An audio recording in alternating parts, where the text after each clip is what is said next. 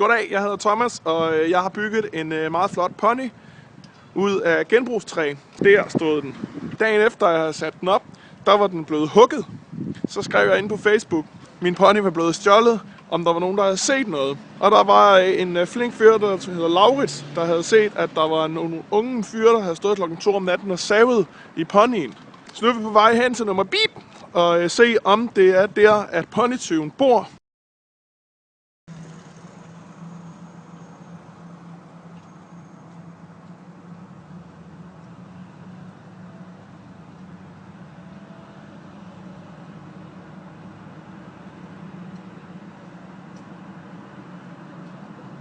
Det er det, Michael.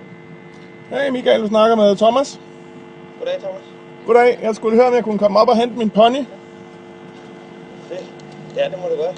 Okay, fedt. Er det ponytyven? Det er det sgu. Det må jeg sgu ærlig indrømme. Goddag. Goddag. Må vi så se, hvad der er sket her? Ja, det må du gøre. Den er... Jeg ved ikke, i vores kæmpe brændende tirsdag, der forsvandt der skulle en bånd for jer, så...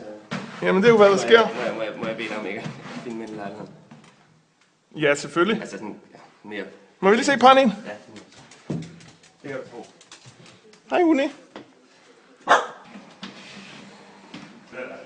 er... Det var mærkeligt. Men kan du ikke prøve at forklare præcis, hvad det var, der skete? Hvor er der mange øl, og det pludselig en masse snaps, tror jeg.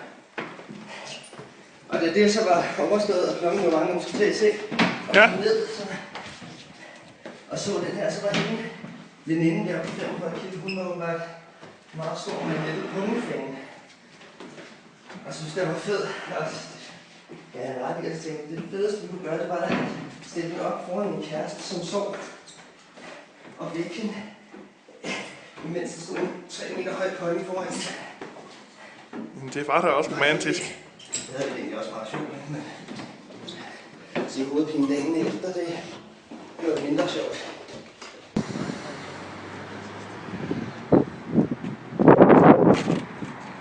Når man har fanget en ponytyv, så skal man altid give ham et lille rap over nallerne.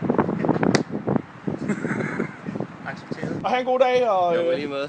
Og jeg beklager med hensyn til alt besværet. Det gør ikke noget.